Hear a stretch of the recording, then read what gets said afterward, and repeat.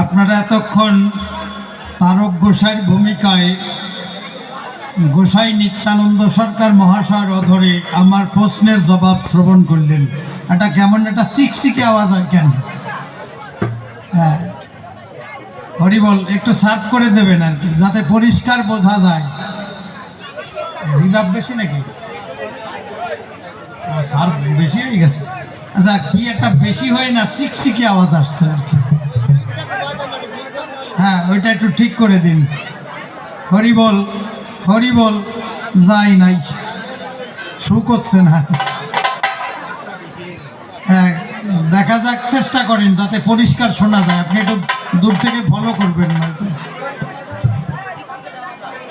হরিবল, খুব সুন্দর জবাব দিয়েছেন গোসাই, আপনারা শুনলেন সবাই, কিন্তু আমি খুব একটা সুখ পাই নাই। আইসে গোসাই ডাক দিয়ে কয়, হরিচাঁদ ঠাকুর পতিত পাবন গুরুচাঁদ ঠাকুর তিনিও শিক্ষার আন্দোলন করে এই কলির জীবের মুক্তির দিশা দেখায়। আমি দিচ্ছি পরিচয়, কলির প্রথম সন্ধ্যায় মহাপ্রভুই প্রথম পতিত পাবন হয়, এমন দয়াল অবতার আর জগতে কেউ আসে নাই। মনে আছে ভাবো, আমি তার প্রমাণ এক এক করে দেব, আপনারা শুনবেন সবাই।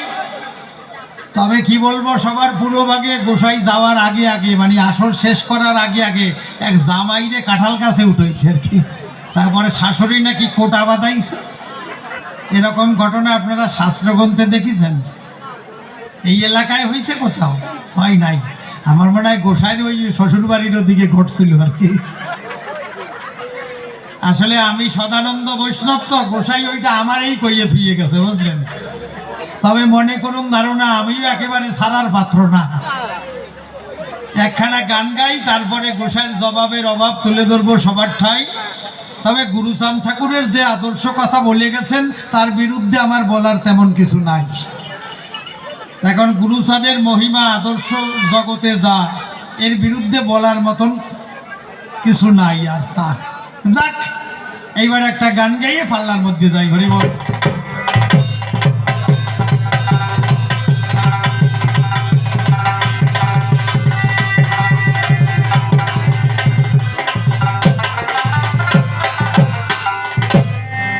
তবে মতুয়া বলুন আর বৈষ্ণব বলুন, মানুষের মন চিত্ত পবিত্র না হলে, একাত্মবোধ আপন না হলে আমাদের কোনোটাই পরিপূর্ণ প্রকাশ পাবে না। কোনো মত খারাপ, এটা ঠিক না। কিন্তু আমাদের মনের মধ্যে যে দ্বন্দ্ব, হিংসা বিদ্বেষ, কে মতুয়া, কে বৈষ্ণব, কে কালীভক্ত, শিবভক্ত, গৌরভক্ত, লোকনাথ ভক্ত, এ নিয়ে আমরা অনেক দ্বন্দ্ব করি নরনারী। এইটা আগে মোছানো দরকার। তাই ঠাকুর বাবা পাগলা ভাই গাইলেন,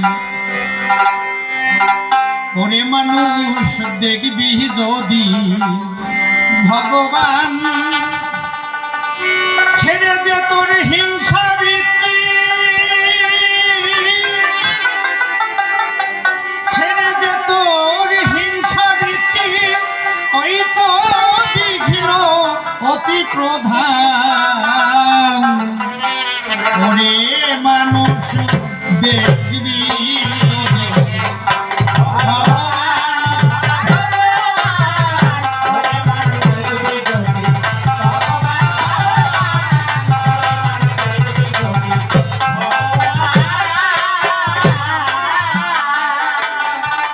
ছেড়ে দে তোর হিংসা বৃত্তি,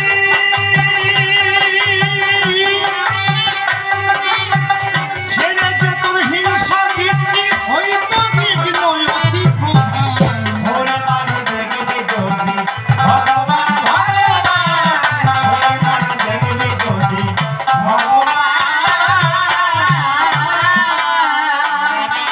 ছেড়ে দে তোর ভিন্ন ভেদ, দেখ না শাস্ত্র, দেখ না রে বেদ, বাইবেল পুরাণ নয় রে প্রভেদ, শোন রে হিন্দু, শোন মুসলমান।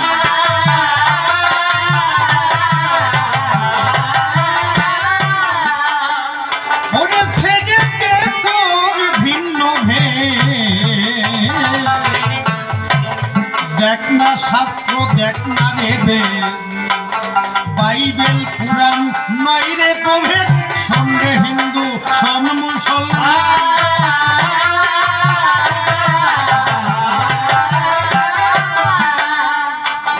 ভিন্ন নয় রে আল্লাহরি,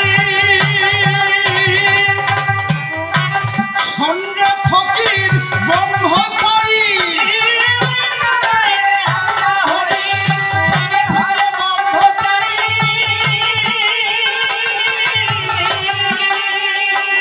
চিনতে তারে হয় না দেরি, চিনতে তারে হয় না দেরি, খুলে দে তোর হৃদয়টা।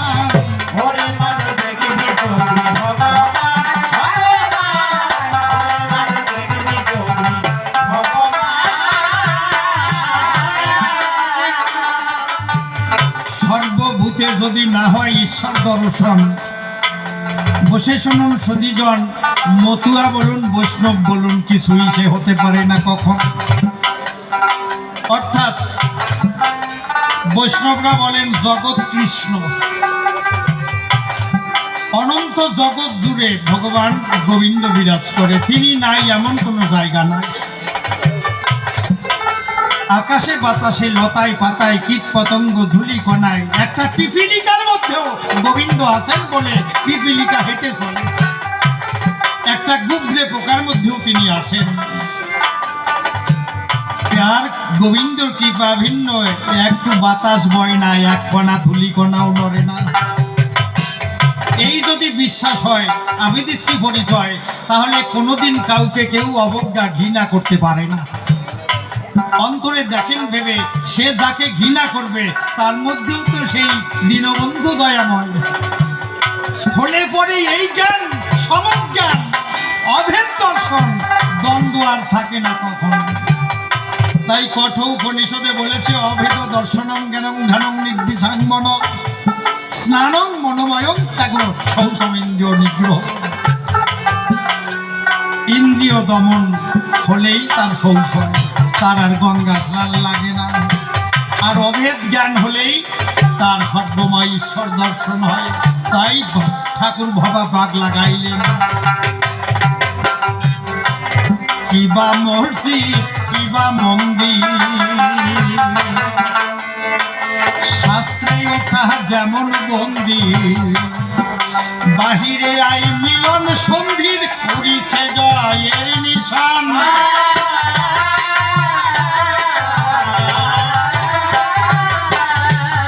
ওরে কিবা মসজিদ কিবা মন্দির,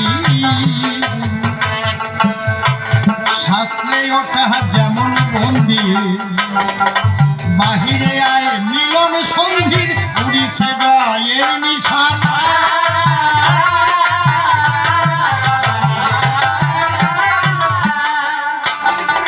ভবা পাগলা কইবে কত,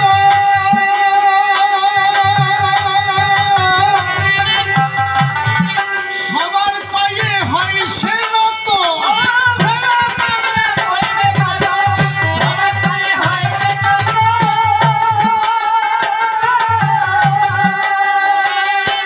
দেখ না মানুষ শত শত, দেখ না মানুষ শত শত, আসা যাওয়া একই সমান।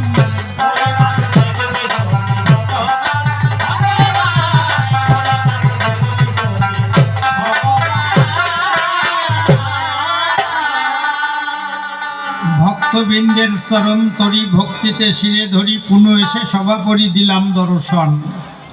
আমি প্রথমবারে আসিয়া সদানন্দ বৈষ্ণব নাম ধরিয়া সভা মধ্যে দাঁড়াইয়া কয়েকখানি প্রশ্নপত্র করেছিলাম উত্থাপন।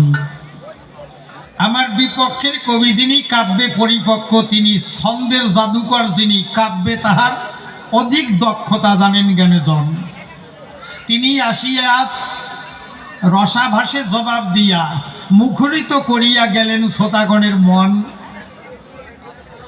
তবে এক কবি করে জবাব, আর এক কবি ধরে অভাব, এ তো কবিদের স্বভাব জানেন সুধীজন। সেই স্বভাব মতে এখন দাঁড়াইয়াছি সভাতে, যুক্তি তর্ক অনুপাতে বাদিবে লড়াই। আমি যেভাবে প্রশ্ন করেছি কাব্য আহবে আপনারা সবে প্রথমে শুনেছিলেন সবাই। প্রকৃত মতুয়া বলে কারে তুমি একটু বলবে গোসাই কৃপা করে, তোমার অধরে শনিবারে মনের অভিপ্রায়। গোসাই এসে ডেকে কয় নামে প্রেমে মাতোয়ারা হয়, যেজন হরিভক্ত হবে সে মতুয়া বসুধায়। তবে মনে করুন ধারণা ডঙ্কা বাজাই আর মাথা ঝাঁকালি কিন্তু মতুয়া হয়, এ আমার বিশ্বাস হয় না। আমি পারি কহিতে আছে লীলামৃতে হরিচাঁদের দ্বাদশ বাণীতে করিদর সান, যেজন বাণী মেনে লবে অন্তরে দেখেন ভেবে, বিশ্বের যে সম্প্রদায় সেজন হবে সে মতুয়া একজন।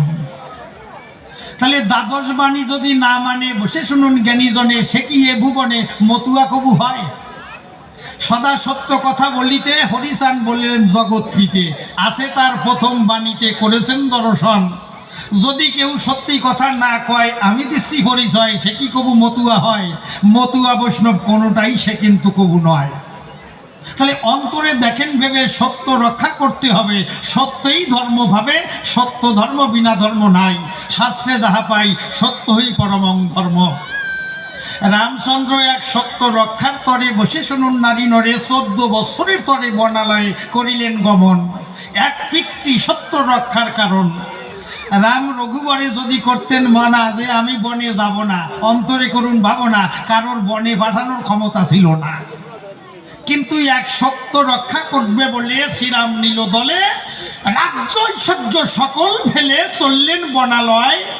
আমার কাছে বলো দেখি সত্য ছাড়া ধর্ম হয় কি? এ কথা তুমি বলো নাই গোসাই। খালি মাতোয়ারা হলে হবে নাকি আমার কাছে কও দেখি? তা তো কবু নয়। মাতোয়ারা তো কতজনে কতভাবেই হয়, সবাই কি মতুয়া হয়? কি কয়? একজন ধরেন একটা মেয়ের প্রেমে পড়িয়ে মাতোয়ার হয়ে গেছে, মাতাল হয়ে গেছে, একদম পাগল হয়ে গেছে, ও কমলা মনে হয়েছে উথলা। কি যে ভাই প্রেমের খেলা, ও মতুয়া হবে নাকি? কয় তা তো নয়। খালি মাতোয়ারা হলেই মতুয়া কয়, এটা আমার বিশ্বাসযোগ্য নয়। দ্বিতীয় বাণীতে আমি পারি কহিতে মাতা পিতার ভক্তি সেবার কথা আছে সুনিশ্চয়। এবারে গোসাই আইসা হয়তো কবে নেই ও বৈষ্ণব, তোমরাই তো মা বাবারে ভাত খাতি দাও না, তোমরা সংসার ভালাই চলিয়ে যাও, এই কথা হয়তো বলতে পারি বসে শুনুন নারী নরে। কিন্তু অন্তরে করুন ধারণা মাতা পিতার সেবা বিনা কোনোদিন কোনো ইষ্ট শক্তি বা সাধন শক্তি লাভ হয় না। মাতা পিতাকে সেবা করতেই হবে, মাতা পিতার সেবায় তার ধর্ম লাভ হবে। শাস্ত্রে বলছে পিতা স্বর্গ পিতা ধর্ম, পিতাহি পরমং তপ, পিতরি পিতৃমা পণ্যে প্রিয়ন্তে সর্বদেবতা। তুমি দেবদেবীর যদি আশীর্বাদ পেতে চাও আগে এই কথা নাও, আগে মাতা পিতার চরণ তলে ভক্তি ভুলে পূজা দাও। অন্তরে দেখেন ভেবে মাতা পিতা তখন আশীর্বাদ দেবে, সেই আশীর্বাদে গোবিন্দের কৃপা হবে। তবে মা বাবারে ফাঁকি দেয় যারা, দিয়ে বলি কাব্যের দ্বারা, তাদের সাধন পতনে একটু বাদ সাধে সুনিশ্চয়। কি বলবো, সভা মাঝে অনেকে অলস ভাবে কর্ম কাজে ফাঁকি দেয়। তবে বলি আপনাদিগের কাছাকাছি আমি যেই মতুয়ার বিরুদ্ধে বলিয়ে যাচ্ছি, আমরা যে বৈষ্ণব যে সব ধোয়া তুলসী পাতা তাও কিন্তু নয়। আমি বলি আপনাদিগের কাছে সব কিছুর মধ্যেই ভালো মন্দ ভেজাল আছে। বাবা সবাই বৈষ্ণব না, কি করেন? অনেকে বৈষ্ণবের পোশাক পরিয়া বেড়ায়, দাদা দেশে ঘুরিয়া, তারা মুখে যা কইয়া বেড়ায় কাজে তা করে না। কি বলবো, সবাতল অনেক বৈষ্ণবরা ডাক দিয়া কয় এই আমরা অদীক্ষিতের হাতের খাই না জল, মানে দীক্ষা না নিলে পরে তার হাতের জল খাই না একেবারে। দেখেন জ্ঞান বুদ্ধি হলে পরে এই দ্বন্দ্ব থাকে না কখন।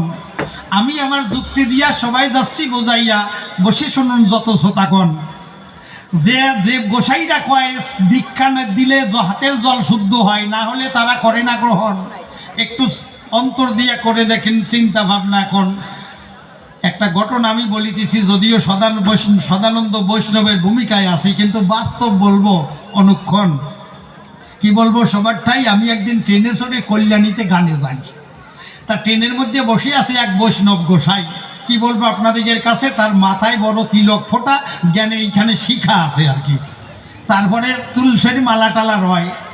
এখন বৈষ্ণবরে দেখে আমার একটু মনে আনন্দ হয়। আমি ভাবলাম গোসাই হরে কৃষ্ণ রাধে, আপনি কি সবার হাতের সেবা অন্য গ্রহণ করেন? কয় রাধে রাধে হরে কৃষ্ণ, আমরা কারোর হাতে সেবা নেই না, আলাদা পাকশাক করে খাই, এবং কারোর অদীক্ষিতের হাতের জলও খাই না। আমি বললাম বেশ ভালো কথা কইছে বৈষ্ণব গোসাই। কি বলবো আপনাদের কাছে, খানিকক্ষণ পর দেখি ওই ব্যাগের মধ্যে থেকে মিনারেল জলের বোতল বের করছে। ওই যে 1 লিটারের বোতল আছে, ওই বিসলারি, তারপরে আরও কি যেন ওই রেল নীল আছে, ওই জলের বোতল বের করে প্যাক সিল করা প্যাক বোতল খাচ্ছে। এবারে আমি ডেকে বললাম গোসাইয়ের কাছে, ও গোসাই, এই জল কোম্পানির মালিক দীক্ষা শিক্ষা নিছে তো?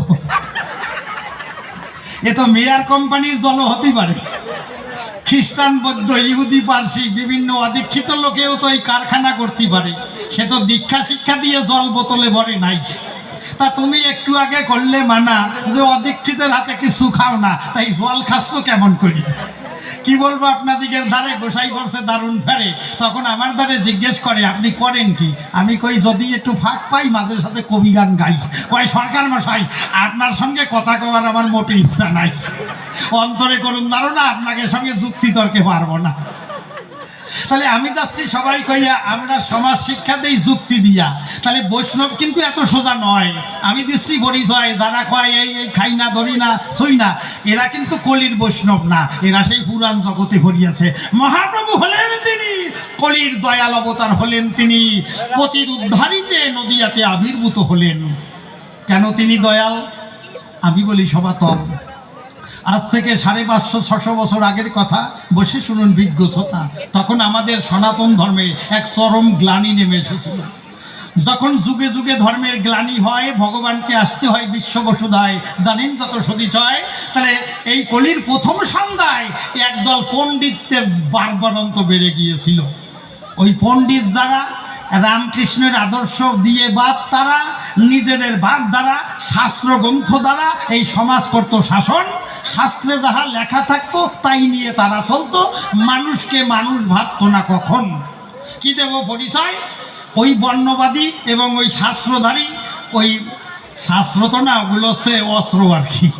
ওই অস্ত্রধারী মানুষেরা মানুষকে ঘৃণা করত, অবজ্ঞা করত, জাতাজাতি, উঁচু নিচু, বিভেদ বৈষম্য করে একদলের নিচে করে রাখত।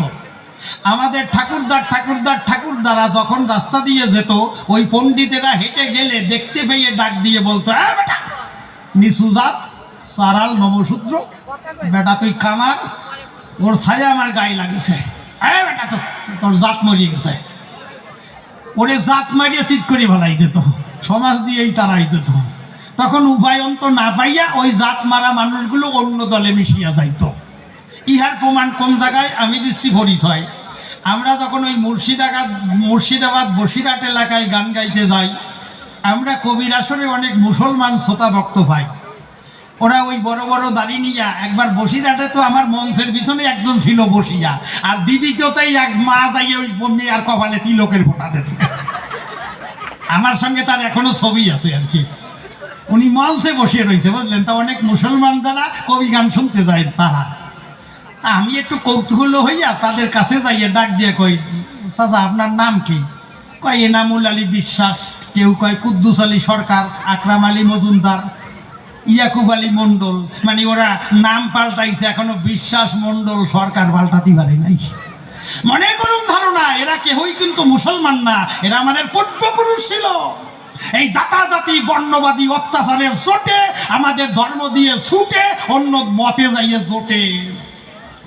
এমত অবস্থায় শ্রীমান মহাপ্রভুর আবির্ভাব হল নদিয়ায়। তিনি নদিয়াতে আসিয়া কলির জীবকে ভালোবাসিয়া অনর্পিত হরিনামে দিয়া সবাইকে আপন করে নিলেন। প্রেম ভক্তিতে এক ছাতায় এনে সনাতন ধর্মের ভাঙন ঠেকালেন। বসে শুনুন সতী শত, কলির প্রথম সন্ধ্যায় যদি মহাপ্রভু না আবির্ভাব হতো, আমি দেবাশিস সরকার এই জায়গা দাঁড়াইয়ে কবি গান গাছি, আমার নামে এতদিনে কেরামত আলী বানাইয়ে ছাড়ত আর কি। জয় রাধে। আমি আজকে বৈষ্ণব হইয়া কিছু খাঁটি কথা যাচ্ছি কইয়া, শ্রোতাবর্গ বসিয়া করুন শ্রবণ। বৈষ্ণব নাই এত সোজা কথা শুনুন দিয়ে মন। বৈষ্ণব হতে গেলে যে প্রেম ভক্তি ভাব লাগে দিলে, শাস্ত্রে যাহা বলে আছে স্পষ্ট লিখন, কোটির মধ্যে গতি রয়। আমি দিচ্ছি পরিচয়, কেশাগ্র 1/15% করি তার সম সূক্ষ্ম জীবের স্বরূপ বিচারি, তার মধ্যে স্তবর জঙ্গমদৈ ভেদ, জঙ্গমে জলচর স্থলস্বর বিভেদ, তার মধ্যে মনুষ্য জাতি অতি অল্পতর, মিলেস্য পৌলিন্দ বৌদ্ধ সবর, তার মধ্যে কিছু আছে মুখে বেদ মানে, বেদ নিষিদ্ধ কর্ম করে ধর্ম নাহি গণে, ধর্মাচারী মধ্যে আছে কোটি কর্মনিষ্ঠ, কোটি কর্মনিষ্ঠ মধ্যে এক জ্ঞানী শ্রেষ্ঠ, কোটি জ্ঞানী মধ্যে একজন মুক্ত, কোটি মুক্ত মধ্যে দুর্লভ এক কৃষ্ণ ভক্ত। অতএব কৃষ্ণ ভক্ত নিষ্কাম শান্ত, ভুক্তি মুক্তি সিদ্ধি কামী সকলই অশান্ত। মনে করুন ধারণা বৈষ্ণবের কোনো আত্মসুখ থাকবে না, সবই গোবিন্দ সুখে সুখী হবে। অন্তরে দেখেন ভেবে এমন কয়জন পাওয়া যাবে, কোটির মধ্যে গোটি পাওয়া যায়। আমি বলি সবাই তরা, অনেকেই আছে ভঙ্গি ধরা। এবারে মতুয়ার কথা বসে শুনুন বিজ্ঞ শ্রোতা, খালি ডঙ্কা বাজাইয়ে মাথায় জাগালি কিন্তু কাজ হবে না রে বাবা। যদি দ্বাদশ আজ্ঞা না মানে মতুয়া হবে না কোনো দিনে। গুরুচাঁদ ঠাকুর যে শিক্ষার আন্দোলন করলেন, শিক্ষার জাগরণ, আজ শিক্ষা পেয়ে আমাদের ঘরের নন্দন, তারা সেই গুরুচাঁদের কথা ভুলে যায়। তারা লেখাপড়া শিখে, ইংরেজি শিখে, ইংরেজি আওড়ায়, বাঙালির কৃষ্টি কালচার হারাইয়ে ফেলায়। আমি বলি সভাতে বর্তমান যুবকরা একটা প্রণাম দিতে পর্যন্ত লজ্জা পায়। এখন আধুনিক কাল এসে গেছে, কি বলবো আপনাদিগের কাছে। ছেলে মেয়েরা কলেজে যাচ্ছে, প্যান্টগুলো এরকম ছিঁড়ে ভাড়িয়ে পাগলের মতো ঘুরি হাঁটতেছে আর কি, ওটা নাকি স্টাইল হয়েছে আর কি। আছে বাবা না, এই এলাকায় কোনো ছেলে এরকম প্যান্ট ট্যান্ট ছিঁড়ে ভরে না আর কি, এরকম সিসিং ফাঁক হাঁটুর কাছ দিয়ে নাই দেখবেন, বুঝলেন। এও আমাকে শিক্ষা বাঙালির মধ্যে ঢুকে গেছে। কিন্তু আজ থেকে 100-200 বছর আগে দেখেন বাঙালি কেমন ছিল। আমাদের ঠাকুরদা, তা ওই ঠাকুরদারা ধুতি পরে যখন যেত, দেখলে মনে হতো মাস্টার মশাই গুরুজন, প্রণাম দিতে মন উদ্বিগ্ন হতো তখন। আর এখন লেখাপড়া করিয়া আমরা যাচ্ছি সব হারাইয়া, বাঙালির কৃষ্টি আর আমাদের মধ্যে নাই। আমি বলি সবার ঠাই গুরুচাঁদ কিন্তু এই শিক্ষা দিতে চাই নাই, যে শিক্ষায় হয় মানবের কল্যাণ, সমাজের কল্যাণ, সেই শিক্ষা তিনি করতে চাইলেন দান। এখন অতি শিক্ষিত হইয়া অনেকের মা বাবারে ছাড়িয়া বড় ফেলাটে যাইয়া খাইতে দেয় না ভাত। আমি বলি সবার সাক্ষাৎ এ শিক্ষা কিন্তু গুরুচাঁদ ঠাকুর মোটে দিতে চাই নাই। এই জন্য প্রকৃত শিক্ষা আগে জাগরণ করা চাই। শিক্ষা ভালো কিন্তু কুশিক্ষা ভালো না। যাক, অনেক কিছু খাঁটি কথা আমার দিতে হবে বক্তৃতা। কয়েকজন শ্রোতা আমার দ্বারা কয় সরকার মশাই কথা নেবেন, কিছু বাস্তবমুখী কথা কবেন। শাস্ত্রগ্রন্থ তো আমরা কত কিছু পাই, শাস্ত্রই যে সব তা কিন্তু নয়। তাহলে বাস্তবমুখী আধ্যাত্মিক ধর্মবাদ জাগাতে হলে এই আপনারা কবি গান দেন সভা তলে, আমরা কবিরা ধাক্কা দিয়ে সেই আত্মচৈতন্য জ্ঞান জাগাই আবার আর কি, যেগুলো মানুষ ভুলাইয়ে ফেলায়। যে ধন মহাপ্রভু দিতে এলেন সোনার নদিয়ায়, কি বলবো আপনাদের কাছে। মহাপ্রভু লীলা করে যাওয়ার পরে এই বৈষ্ণবরাই মহাপ্রভুর আদর্শরে উল্টা পাল্টা করে ভেজাল বাতাই দিয়েছে। এক বৈষ্ণব ধর্ম দিতে এলেন, এক হরিনাম, এক কৃষ্ণ নাম। আর এখন বৈষ্ণবদের মধ্যে বিভিন্ন সম্প্রদায় হয়ে গেছে, মানে নানান ভাগ হয়ে গেছে। কেউ অদ্বৈত মত, নিত্যানন্দ মত, বিষ্ণুপ্রিয়া মত, সমাজবাড়ি মত, মাঝবাড়ি মত, কালাচান মত, গৌরীয় মত, ত্যাগী মত, ভোগী মত, যোগী মত, বিরাগী মত, মতের অন্ত নাই আর কি। আপনাদিকে আছে জানা, মহাপ্রভু কিন্তু এত কিছু দিতে চাইছিলেন না। তিনি এক হরিনাম, অনর্পিত হরিনাম দিতে এলেন, কলির জীবকে মাতাইলেন। কিন্তু পরবর্তীতে গোসাইটা যদি ভেজাল বাঁধায়, এই দুঃখ কব কোন জায়গায়। তাই চরণ ধরে করি মানা, আপনারা যারা মতুয়া, আপনারা যেন এইরকম ভাগাভাগি করে ভেজাল করতে যাইয়েন না। তাহলে আর গুরুচাঁদ হরিচাঁদের আদর্শ রক্ষা করা হবে না। অন্তরে দেখেন ভেবে আমরা সবাই সনাতনী, একসাথে একমতে এক পথে চলতে হবে, তা নাহলে আমাদের ঘটবে বিপর্যয়। আমি কিঞ্চিত আকারে দিলাম পরিচয়, তবে আমি আজকের বৈষ্ণব মানুষ বলতে যাইয়ে কিছু বৈষ্ণবের গালেই ভরিয়ে যাচ্ছে, তাই না? হ্যাঁ, তা তো করতেছি। হ্যাঁ, আমি আজ বৈষ্ণবের দলেই ছিলাম, কিন্তু দোষ ত্রুটি কইয়ে যাবো খাটি খাটি কপালে যাচ্ছে। তবে দেখেন খাঁটি বৈষ্ণবের কোনো দোষ হয় না, তাই না? বৈষ্ণবের মান নাই, অপমান নাই, রাগ নাই, দুঃখ নাই, সব সমান হয়ে যায় আর কি। এই জন্য প্রকৃত বৈষ্ণবের আমি কোটি কোটি প্রণাম যাই। খাঁটি বৈষ্ণব কোন জায়গা পাই, একটা বৈষ্ণবের ঘটনা শোনাই আর কি। পঞ্চপাণ্ডব ছিলেন যারা, ভাইয়ে ভাইয়ে যুদ্ধ করেছিলেন তারা, গোবিন্দ তাদের ছিলেন সহায়। ধর্ম বলেছিল শ্রীকৃষ্ণ দয়াময়, ধর্মপক্ষে পাণ্ডব পক্ষে কৌরব বংশ বিনাশ হয়। তা কৌরব যখন বিনাশ হয়ে গেছে, অধর্ম বিনাশ, ধর্মের প্রকাশ। একদিন শ্রীকৃষ্ণ পৃতবাস পাণ্ডবদের সঙ্গে নিয়ে কুরুক্ষেত্রের ওই রণাঙ্গনে গিয়ে বিকেল বেলায় পরন্ত বেলায় ঘুরিয়া বেড়ায়। হঠাৎ এক ঘটনা বসে শুনুন সতী জনাব। দক্ষিণ পশ্চিম আকাশে এক কালো মেঘখণ্ড রাশি উদিত হয়। ওই কাল বৈশাখীর মেঘ দেখেছেন? মেঘ পাকাতি পাকাতি আসে, একদম বিশাল মেঘ। ওই রকম একখণ্ড মেঘ উঠিছে। মেঘ জটলা পাকাইয়ে রাক্ষসী রূপ ধারণ করেছে, মনে হয় যেন পাণ্ডবদের গিলে খাবে বেড়ায়। যুধিষ্ঠির ভয় পেয়ে গোবিন্দরে কয় ডাক দিয়ে, গোবিন্দ দেখো তাকাইয়ে, ওই একখণ্ড মেঘ রাশি যেন রূপ ধরেছে রাক্ষসী, আমাদের গিলে ফেলতে চায়। কৃষ্ণ তখন দেখে বলে, যুধিষ্ঠিরের স্থলে ওইটা তোমাদের পাপ রাক্ষসী, মায়া রাক্ষসী। তোমরা এই যুদ্ধে আত্মীয় স্বজন, গুরুজন, বন্ধু বান্ধব করেছ নিধন, সেই পাপ লেগেছে গায়ে। পাপ বাপরেও করে না মাপ, সেই পাপের পাপ ওই রাক্ষসী তোমাদের খেতে চায়। যুধিষ্ঠির ডাক দিয়া কয়, গোবিন্দ তার এই পাপ থেকে আছে বাঁচার কি উপায়? কয় উপায় আছে, কথা নাও, তোমরা বৈষ্ণব সেবা দাও, বৈষ্ণবের কৃপায় পাপ দূরে যায়। যুধিষ্ঠির এই কথা শুনতে পেরে বৈষ্ণব নিমন্ত্রণ করলো সারা দেশ জুড়ে। যেখানে যত বৈষ্ণব ছিল হাজারে হাজারে কাতারে কাতারে নিমন্ত্রণ করে আনলো। বড় এক রাজস্বীয় যজ্ঞ দিল, বহু স্বর্ণ মুদ্রা ব্যয় করে যজ্ঞ দিল বড় করে। বৈষ্ণবরা পেট ভরে জন্মের খাওয়া খাইয়ে গেছে বিদায় লইয়ে। ওই যে এটো কাটা ভরিয়েছিল, কোথার থেকে একটা বনের নকুল মানে নেউল বেশি গেলে না, ওই নেউল একটা এলো, আইসে ওই যজ্ঞ সবাই এটো কাটায় গোড়াগড়ি দেয়, উল্টি পাল্টি খায়। তা যুধিষ্ঠির রাজা হলেন যিনি বনের পশু পাখির কথা বুঝতেন, তিনি ডাক দিয়া তখনই কয়, হে নকুল, তুমি এই এটো কাটায় গোড়াগড়ি দিচ্ছ কিসের দায়? ওই নকুল তখন বলছে, আমি গড়াগড়ি দিয়ে দেখলাম তোমাদের যজ্ঞ কেমন হয়, আমি গড়াগড়ি দিয়ে দেখি, তাই তোমাদের এই বৈষ্ণব সেবা ভালো হয় নাই। এই কথা যখন বলে ধাক্কা খেলো যুধিষ্ঠিরের দিলে।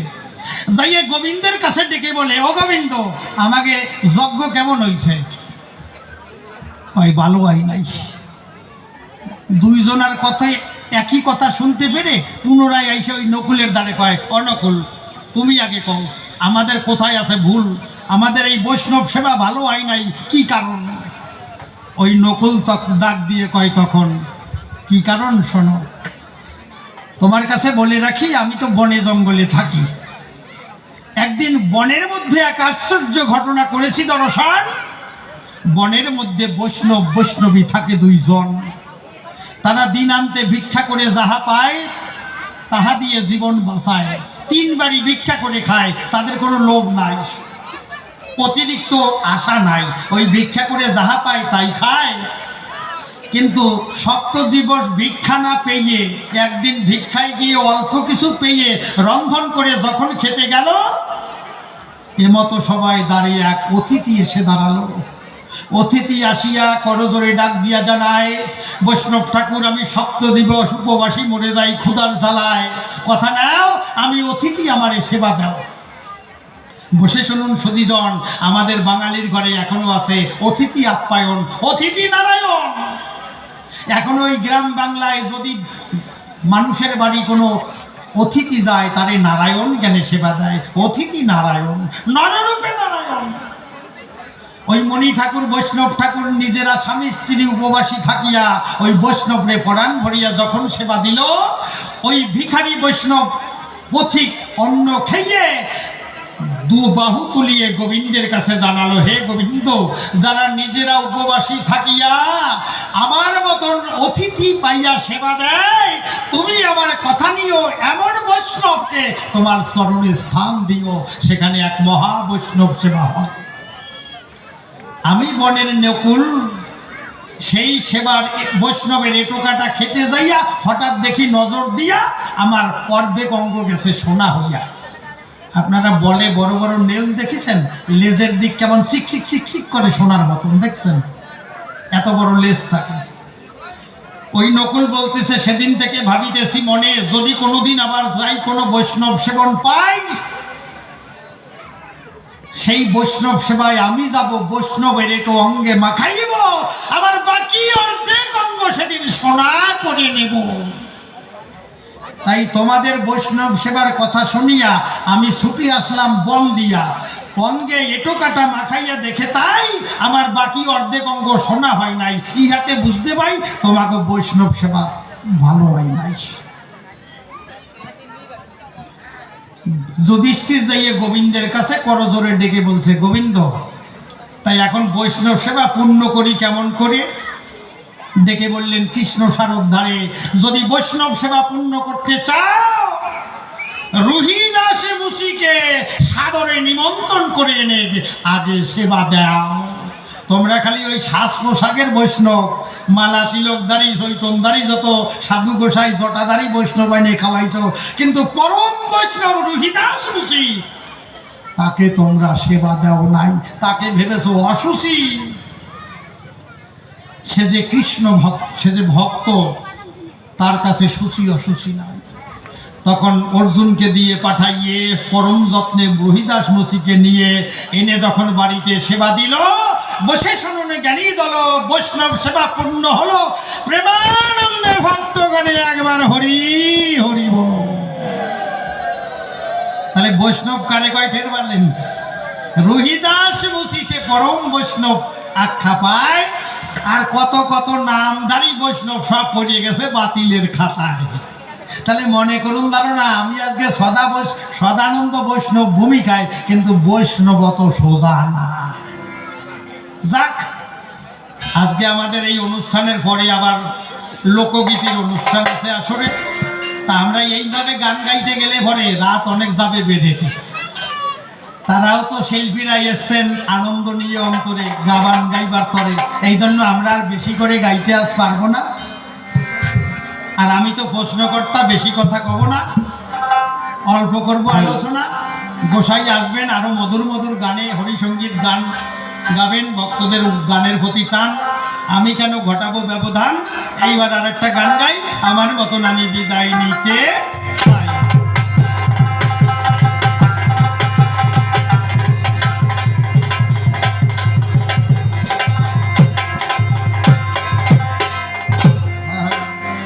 আর কতকাল পরের ঘরে থাকবি শোনাবো বউ সাজল, গেল রে তোর দিনের বেলা বইয়া।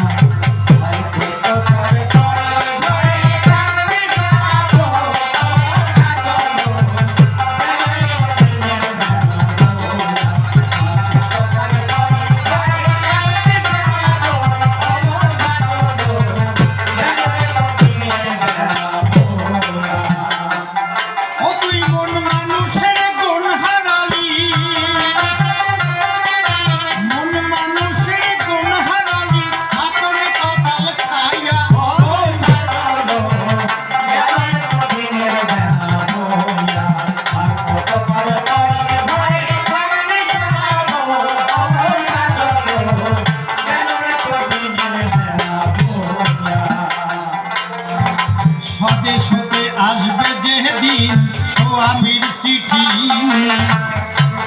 ফুল সারিতে কুল পাবি না আল্লাদির বেটি।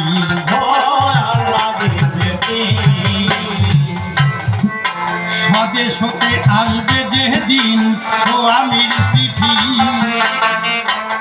ফুল সারিতে কুল পাবি না আল্লাদির বেটি।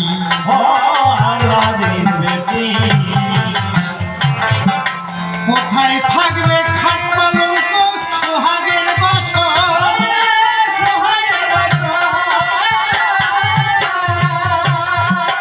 সেনাপাটি বাসের দোলায় যাত্রা হবে তোর, শেষের বিদায় দেবে তোরে, শেষের বিদায় দেবে তোরে হরি ধনি দিয়া।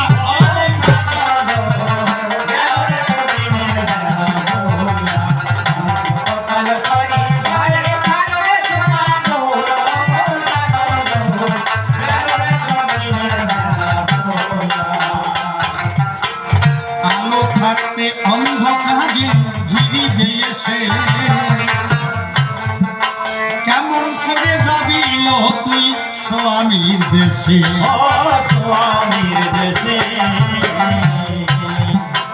আলো থাকতে অন্ধকারে ঘিরিবে এসে, কেমন করে যাবি লো তুই স্বামীর দেশে, স্বামীর দেশে। জাকজমকের ধমকে সেদিন লাগবে না আর কাজে,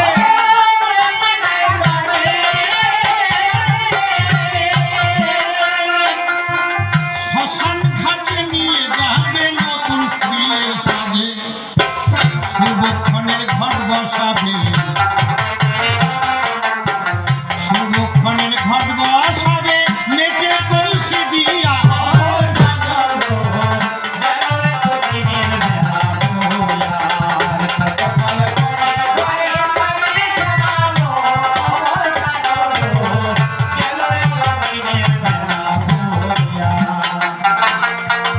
অমূল্য কয় ও সোনা বউ ভালো যদি চাও, অচিন সিনার সঙ্গে আগে সই পাতিয়ে এলো,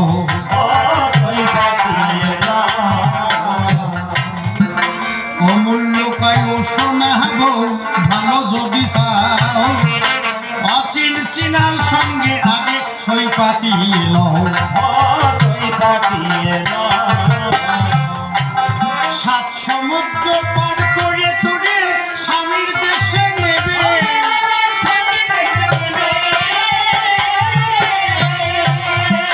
গগন ছোঁয়ার লগনে সে ঘর পাতিয়ে দেবে, নইলে শুধু কাঁদতে হবে, নইলে শুধু কাঁদতে হবে, সুরাশি ঘুরিয়া খবর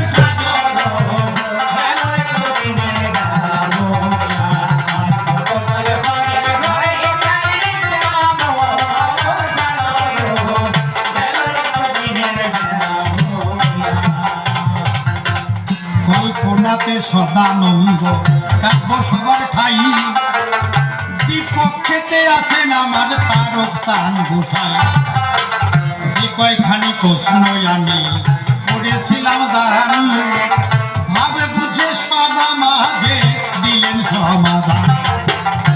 একটা প্রশ্ন ছিল নারী নিয়ে কেমন করে ব্রহ্মচারী হয়, আপনারা জবাব পেয়েছেন। গোসাইরা কয় মাসে 1 বছরে 12, তার চাইয়ে যত কমাইয়ে 12 আর কি, এতে ব্রহ্মচারী হয় না।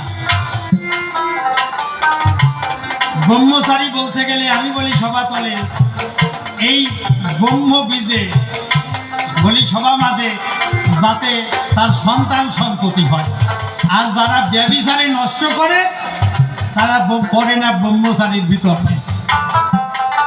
তাহলে সংসারে থেকে যদি মাসে 1 আর বছরে 12 হয়, তাহলে মাসে 1 সন্তান 1 বছরে হয়, আর 11 বার তো মিসকলের খাতায় পড়ে যায়। তাহলে ব্যভিচারে নষ্ট, এতে রুষ্ট হয় জগতিষ্ঠ, ব্রহ্মচর্য তাতে ধ্বংস হবে।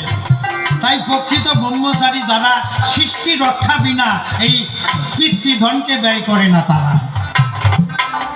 তাই মতুয়ার বাজারে খালি ব্রহ্মচারী কিলবিল করে, কিন্তু সবাই ব্রহ্মচারী না, অনেকে আছে কিন্তু ব্রহ্মের আচারী আর কি। আমি বৈষ্ণব হইয়ে বৈষ্ণবের দোষ গেছি কইয়ে মতুয়ার গোসাই তোমাকে বিরুদ্ধে যে মোটে কব না তা ভাবতে যাইয়ে না, সবাই ব্রহ্মচারী না। অনেকে বলে ব্রহ্মচারী কাজে কিন্তু নয়, আমি একটা দেব সবাই তাহার পরিচয়। একজন মতুয়া ভক্ত, গুরুচাঁদের ভক্ত, জয় গুরুচাঁদ জয় তারক চাঁদ, তা উনি গলায় মোটা মোটা মালা আছে, উনি মতুয়া ব্রহ্মচারী আর কি। 4-5টা ছেলে আছে, তথাপিও হরিবল ব্রহ্মচারী আর কি। উনি বাংলাদেশে যখন থাকতো বাঁশ দিয়ে ঝুড়ি, কুলো, কুচন এইসব বানাতো, মানে বাঁশের পোলো বানাতো। এখন ভারতে আসিছে, দেশ স্বাধীন হয়ে গেছে, কিন্তু স্বভাব দোষ যায় না, অভ্যাস। ওনার প্রথম জীবনে ওই বাঁশ কাটিয়ে যে জিনিস বানাতো ওই অভ্যেস আছে। ৭৬ বছর বয়সে উনি দাও নিয়ে বাঁশ বাগানে গেছে, বাঁশ কাটে কয়টা ঝুড়িগুলো বানাবে আর কি। বাঁশ বাগানে যাইয়ে কর্তায় বলছে সমস্যায়, দুটো বাঁশে কেটে টেনে নামানো তার দায়।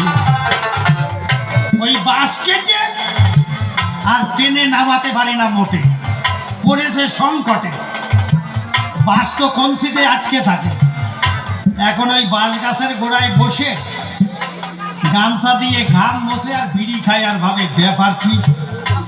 আমার যখন ইয়ং বয়স ছিল গায়ে কত বল ছিল, হাডুডু খেলেছি, ফুটবল খেলেছি, ৮-১০টা বাঁশ কেটে টেনে নামাই আনিছি। এখন আমার সেই বল গেছে কোন জায়গায়, আমার বল গেল কোন জায়গায়। এইবারে বৃদ্ধ কর্তা বড় হয়ে গেছে তো মাথার বুদ্ধি টুদ্ধি একটু গোলাইয়ে গেছে, বিড়ি খাতি খাতি ভাবতেছে তাহলে আমার ঘরের যে বুড়ি, ওই বুড়ি নেছে বল হরণ করে। মনে আছে ভাবো বুড়ির কাছে যাব, আজকে বল ফিরাইয়ে নেব। এই চিন্তা করে মনে ছোট লাঠি নিয়া ধীরে ধীরে বাড়ির দিকে চলেছে হাঁটিয়া। উঠোনে দাঁড়াইয়া কায়া বুড়ি,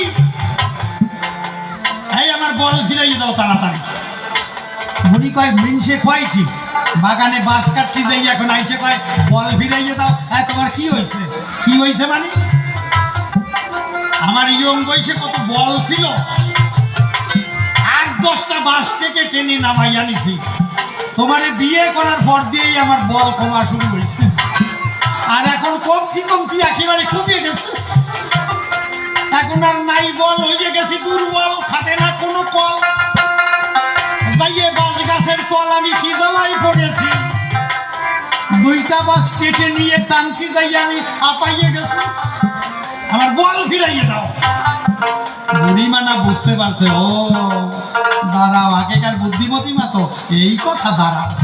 কয় তুমি রাগ করি না, আমি দেখতেছি। কইয়া বুড়িমা একটু ফোকলা দাঁতে আসিয়ে দিছে।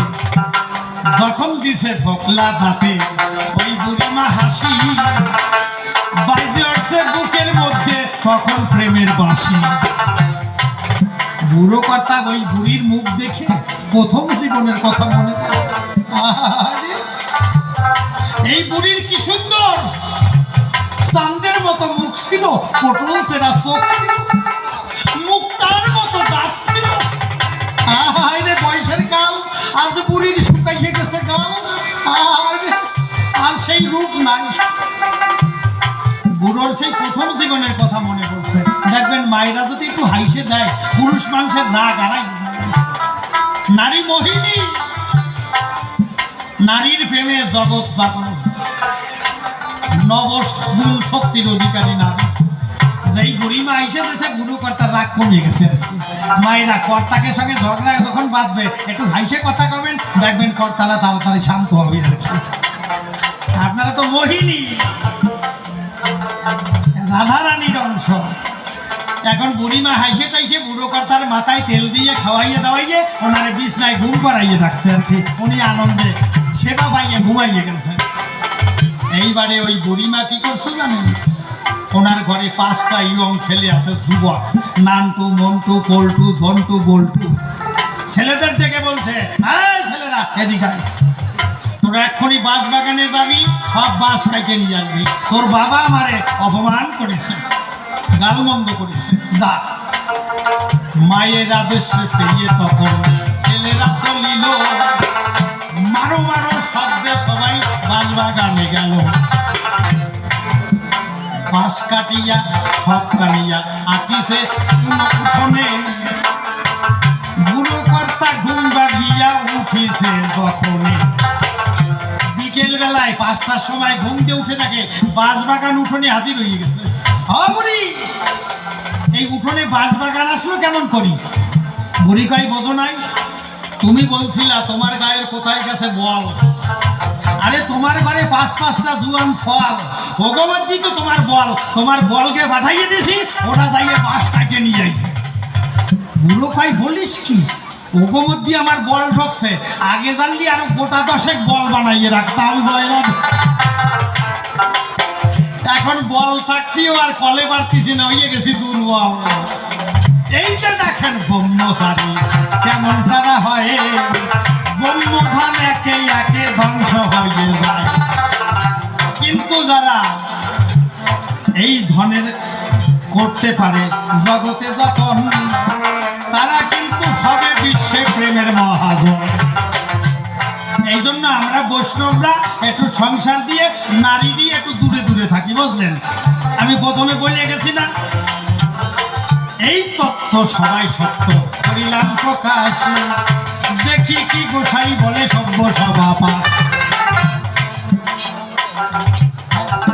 তবে ভিন্ন বলার আমার নাই প্রয়োজন, আমার মতো করবই আমি করব সমাপন। তবে একটা কথা, হরিচাঁদ গুরুচাঁদ ঠাকুরের লীলায় আমরা যে আদর্শ পাই, চাঁদের গায়ে কলঙ্ক আছে আমরা মানি, কিন্তু হরি গুরুচাঁদের লীলায় কোনো কলঙ্ক নাই। হরি গুরুচাঁদ ঠাকুর আসিয়া দলিত পতিত অবহেলিত নিষ্পেষিত মানুষদের ভালোবাসিয়া তাদের অধিকার দিলেন, আজ আমাদের মাথা তুলে দাঁড়ানোর ক্ষমতা দিলেন। পৃথিবীর সর্বশাস্ত্র নিংড়াইয়া যে রস তা দ্বাদশ বাণীতে দিলেন। এ কথা আমি অস্বীকার করতে পারবো না। অনেকে ভাবতেছেন তাহলে বৈষ্ণব মশাইকে মতু হয়ে গেল নাকি?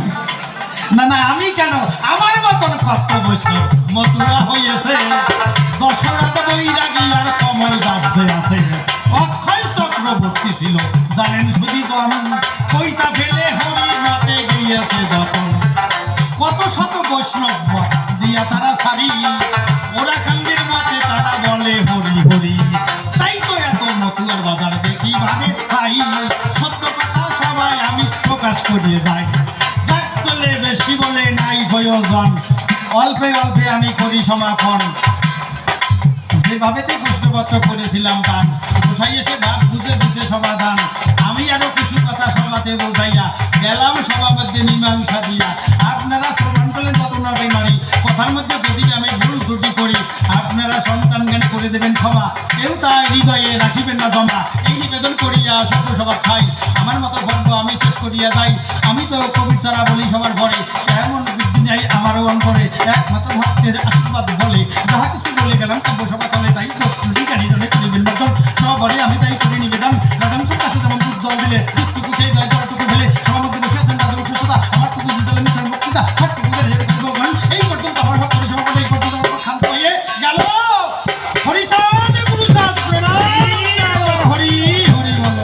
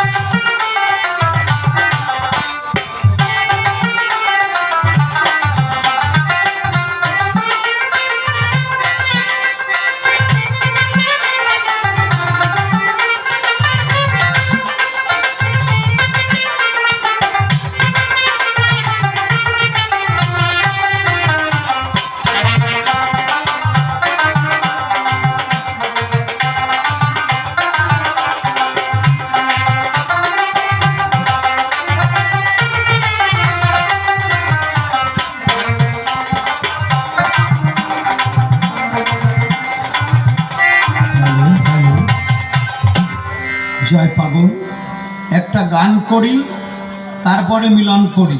এরপরে আরও অনুষ্ঠান আছে, বেশি সময় নেব না। এবার একটা গান করে আমি মিলনটা করে দিচ্ছি। জয় হরি বল, জয় পাগল।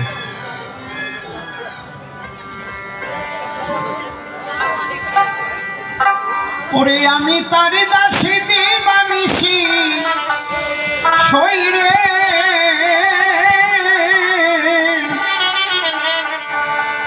আমার তার জন্যে নয়ন ঝরে, আমার তার জন্যে নয়ন ঝরে,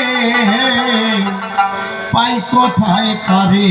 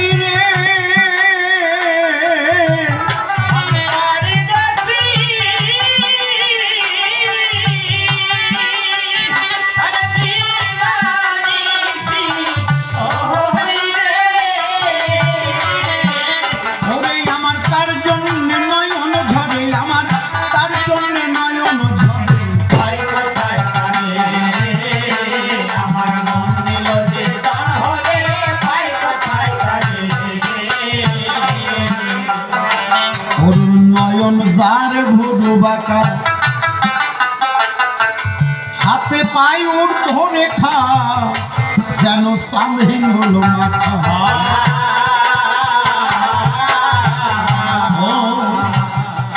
ও সখী রে সখী,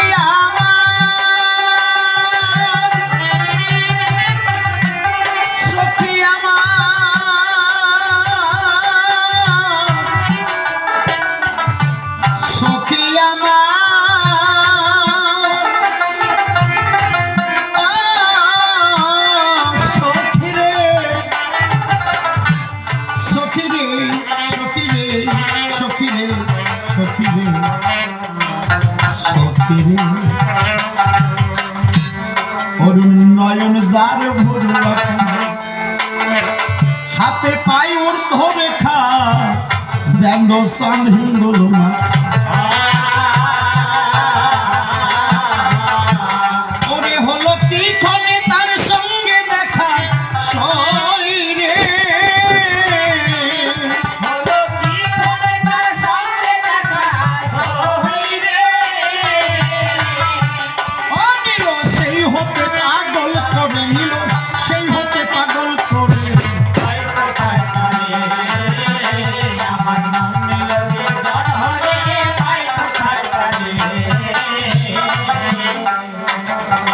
তারককর্তা গান করতে করতে নদীর স্বরে ঘুরে বেড়ায়। এদিকে বাবা লীলা সম্বরণ করেছে, তারককর্তা কিন্তু গান গাইতে গেছে। তিনি তো জানেন না বাবা উঠে গেছে। মহানন্দ খবর নিয়ে গেছে, গিয়ে শুনতে পায় যে দাদা আসর থেকে বেরিয়ে নদীর স্বরে ঘুরে বেড়ায়। গিয়ে দেখে যে তারককর্তা বালির স্বরে প্রণাম করে, হাঁটু গেড়ে প্রণাম করে শুয়ে, মানে ওই অবস্থায় আছে। মহানন্দ চিন্তা করে দাদা প্রণাম করে কারে। মহানন্দ চিন্তা করে দাদা প্রণাম করে কারে। গিয়ে যখন স্পর্শ করে বলে দাদা ওঠো। বাবা উঠে গেছে। বলে বলিস কি রে মহানন্দ, এই বাজে কথা বলিস না। আরে ওই দেখ বাবার পদচিহ্ন, এই মাত্র বাবাকে প্রণাম দিলাম। মানে নদীর স্বরে তারককর্তার সঙ্গে দেখা করতে আমার হরি ঠাকুর গেছে। তাই তিনি লিখেছে যে মহানন্দ রে, আমি এই মাত্র দেখলাম অরুণ নয়ন যার ভুরু বাঁকা, আর তুই বলিস বাবা উঠে গেছে। ওই দেখ বাবার পদচিহ্ন,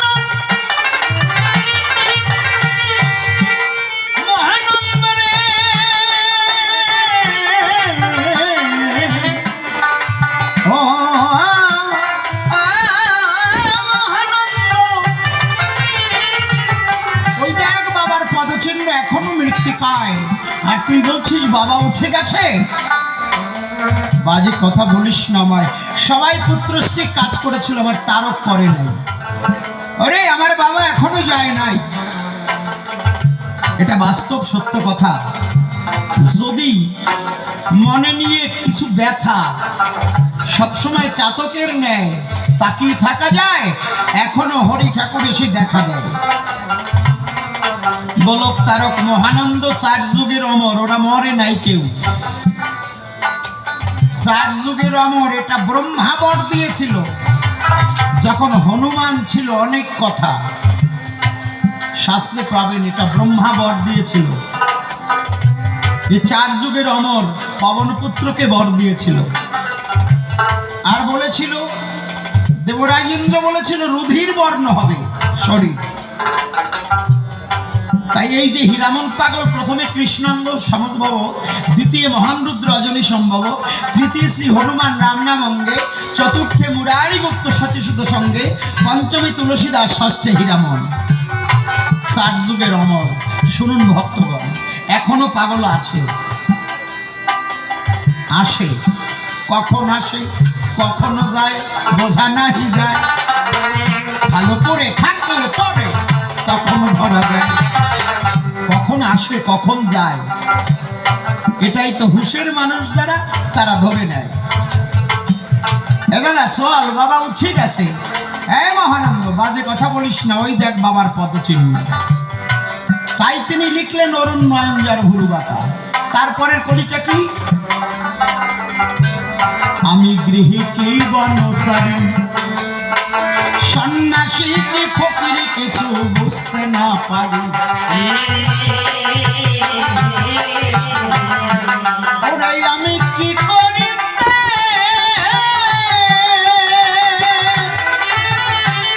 ওরে কি না করি, সইরে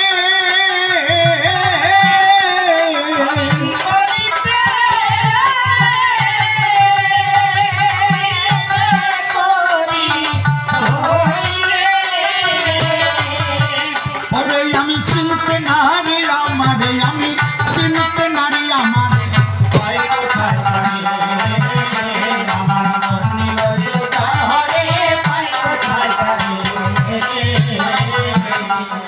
হে মহানন্দ, যত ধর্ম কর্ম জগতে, সাধন ভজন সাধুতে করে বহুবিধ মতে।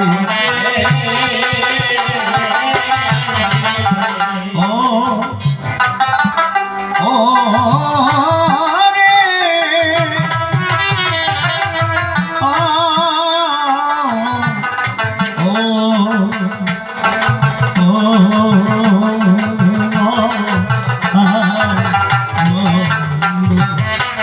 এই শোন, যত ধর্ম কর্ম জগতে, সাধন ভজন সাধুতে করে বহুবিধ মতে। ওরে আমার মন মাঝে না,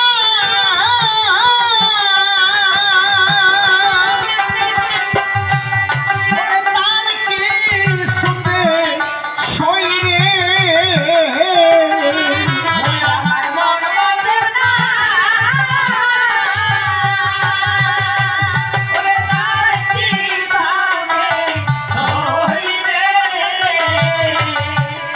কেবল সাই সে প্রাণনাথের, কেবল সাই সে প্রাণনাথের।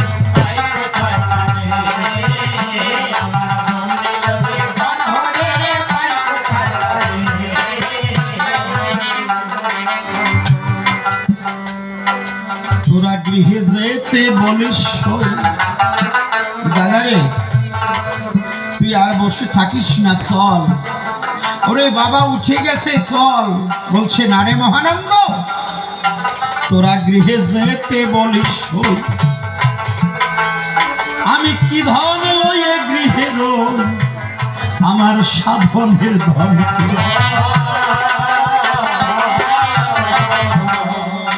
মহানন্দ রে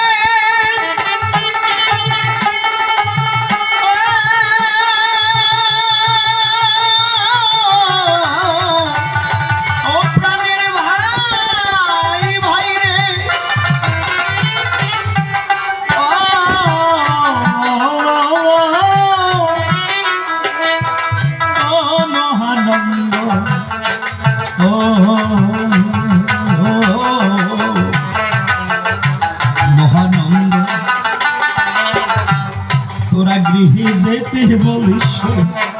ধন লইয়ে গৃহে রই, আমার সাধনের ধন কই।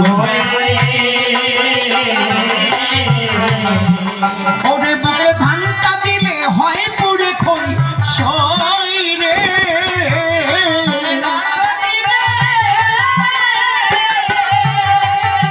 আরে তারো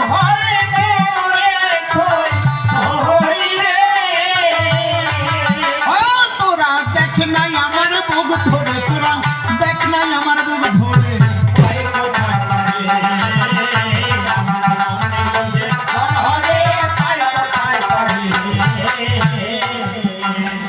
মহানন্দ কয় মানুষ রতন, পেল গল ক্ষীরা মন তারা চূড়ালো জীবন।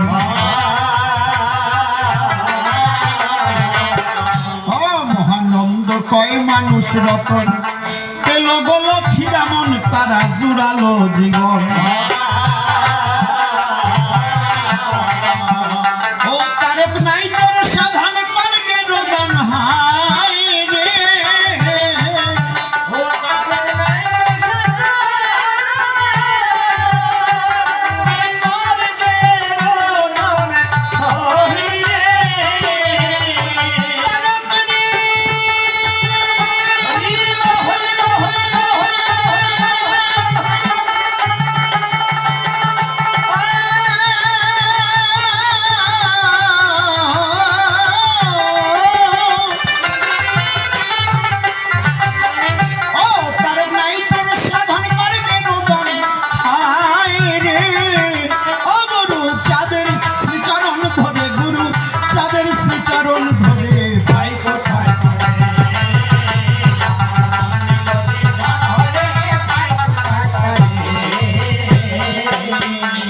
জয় হরি বল, জয় হরি বল। এবার মিলনের মধ্যে যাই, আবার যদি আসি আপনাদের নিয়ে আনন্দ করব আপনাদের পাশাপাশি।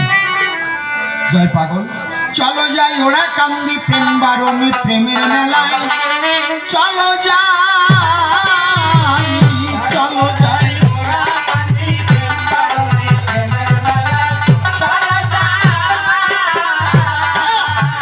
নিশান ডঙ্কা হাতে ধরে হরি বল উচ্চ স্বরে।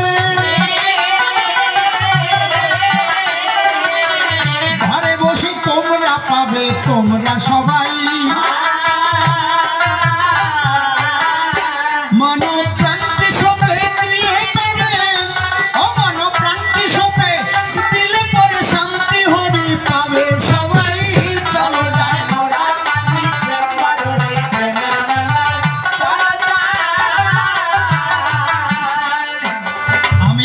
কান্দি যাব পরে, বলো মতুয়া হব কেমন করে।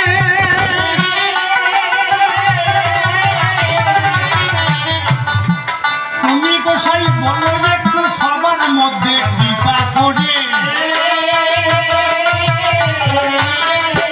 আমার জানিতে বসলো বলো তুমি কাব্য সবাই।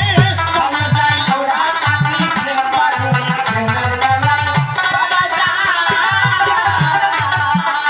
সদানন্দ। প্রথম স্টেজ মতুয়ায় প্রথম সংজ্ঞাটা হচ্ছে কি, বাবা মাকে পুজো করে চরিত্র সংযত করে সত্য কথা বলতে পারে, বলতে পারে।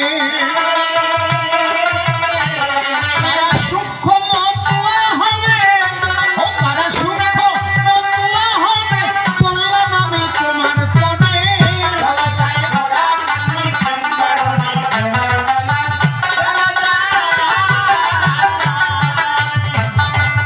বাবা ভালো কথা সাধুর মুখে শুনে শান্তি পেলাম বুকে।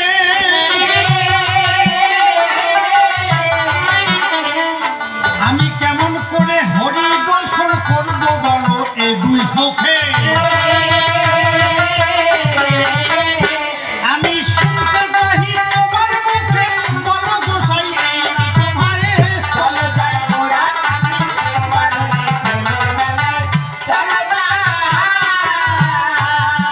কানকে মন্থন করলে পরে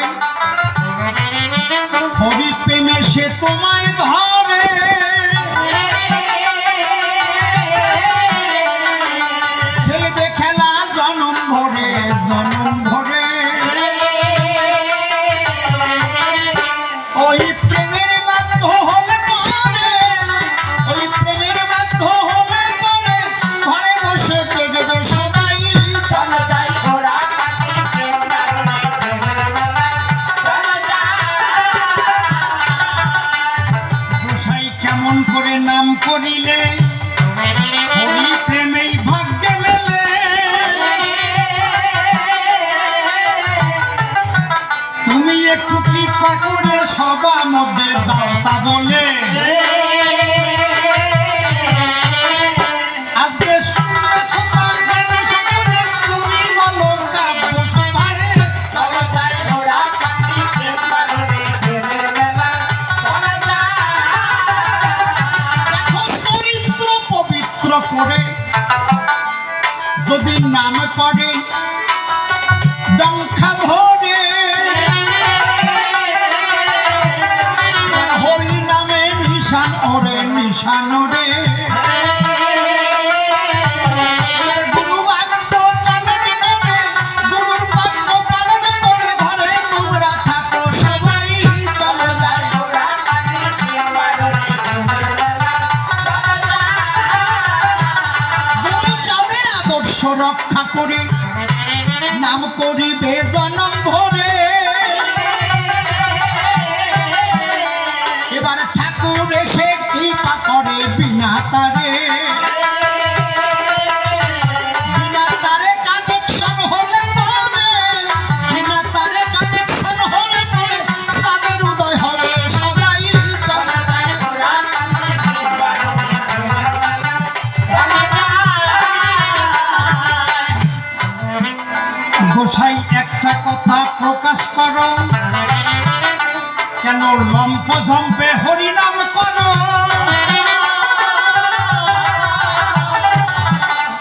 তোমরা মনে মনে নির্জনেতে বসে বসে ডাকতে পারো কেন মাথায় থাকা ঝাঁকি করো একটু বলো তুমি আমায় চলো যাই ঘোড়া কান্দি প্রেমবারে প্রেমের মেলা চলো যাই এই নামের মধ্যে দেখো আগম নিগম হয় মতুয়ারা নিশান সংখ্যা নিয়ে নামও করায় সেই জন্য দেখো ডোমের কন্ট্রোল করে আমার প্রেমিক অশ্বিনী সেই কথা বলে সেই কথা বলে দেখো ভক্তকে শিখায় আগম নিগম নামের মধ্যে হয় সেই জন্য সদানন্দ বলি আজ খুলে তোমার জ্বালা দুঃখ যাবে তখন বাবা একটা কথা কও তুমি সভাতে প্রকাশী তোমরা কেন বাজাও বড় ডঙ্কা আর কাশি সত্য যুগ থেকে ডঙ্কা কাশি রয় ওই সুদর্শনকে ভেঙে দেখো কাশি করে দেয় সুদর্শনকে ভেঙে ডঙ্কা কাশি করে ডঙ্কা কাশি করলে পরে নাম করতে পারে ডঙ্কা কাশির মধ্যে যদি নাম করা যায় স্বরূপ বহির্মুখ তখন হয়ে যায় বহির্মুখ থেকে তখন অন্তর্মুখী হবে শুদ্ধ চিত্তে বসে নাম করিবে আর একটা কথা বলো সভ্যসভা স্থান মতুয়ার হাতে কেন থাকে লাল নিশান এই তো তত্ত্বকার জাগ্রতানা নাই কোনো দলে এই সিস্টেম আমি দেখি নাই এই তো স্বরূপ বাধা সৃষ্টি করে নিশান দিয়ে দেখো তখন দূরীভূত করে তারকের নিশান যদি উড়ানো যায় আর থাকে না তার সমনেরও ভয় সেই জন্য মতুয়ারা নিশান উড়ায় তারকও দেখিয়ে গেছে বলি এসব হয় আপনারা সেই নিশান ধরিয়া হাতে হরিবল হরি বলে তখন নৃত্য রাখে সেই নৃত্য করলে পরে ঠাকুর উদয় হয় তারক বলেছে সমন দূরে যায় আর একটা কথা তুমি বলো সভা তলা মতুয়ার গলায় কেন আশার মালা এই মালা দিলে তাদের কি উপকার কৃপা করে বলো তুমি সভ্যসভা ধাম আর এই মালা ছিল দেখো করঙ্গ হয়ে শিলায় সৈকতে মহাপ্রভু আঘাত করে নিত্যানন্দ দেখো ঝোলায় ভরে রাখে সেই মালায় এসেছে ঝোঁকে ঝোঁকে নিত্যানন্দ এবারে সে মহানন্দ হলো মা শান্তি মা সেই মালা তৈরি করলো সেই মালায় আজ মতুয়ার গলে গলে চরিত্র পবিত্র করে মালা পরে তাই তো মালা পরলে জ্বালা চলে যায় ভক্তদের হাতে সেই মালা হয় পরিষ্কার করে বললাম সভ্যসভা ঠাই তোমার জ্বালা দুঃখ আর তো কিছু তবে গোসার গুড়কে শুনে হরি কথা ঘুষে গেল আমার মনের সব ব্যথা গোসার চরণে তাই লুটাইয়ে মাথা আমি কেমনে পাবো বলো জগৎ হরি পিতা মতুয়ার বিপ্লবের দ্বন্দ্ব নাই ভক্তের জগতে একাকার সবাই তাই প্রেমানন্দে আমরা বলে হরি বল এইবার মিটে যাবে সকল গন্ডগোল এবার সদানন্দের কিতাব জ্বালা গেল সাদ বদনে নিশান ডঙ্কা হাতে পেল বৈরাগী এবার ডঙ্কা যে বাজায় আর কোনো দোষ ত্রুটি থাকে মহাশয় তাই তো সাদের মেলায় সেজন গেল ওরা কান্দি গিয়ে ডঙ্কা কাশি সেজন পেল তবে আর কার তো কিতাব জ্বালা নাই সেই জন্য মতুয়া হলুয়া সবাই তবে আর বেশি কথা বলবো না এই পর্যন্ত রেখে দিলাম কাব্য আলোচনা তাই কথা ভেবে বলতে গেলে পরে হয়তো দোষ ত্রুটি আমার হয়ে যেতে পারে এই পর্যন্ত আজকের পালা ক্ষান্ত হয়ে গেল। একবার হরিগুরু চাঁদ প্রেমানন্দের সবাই হরি হরি।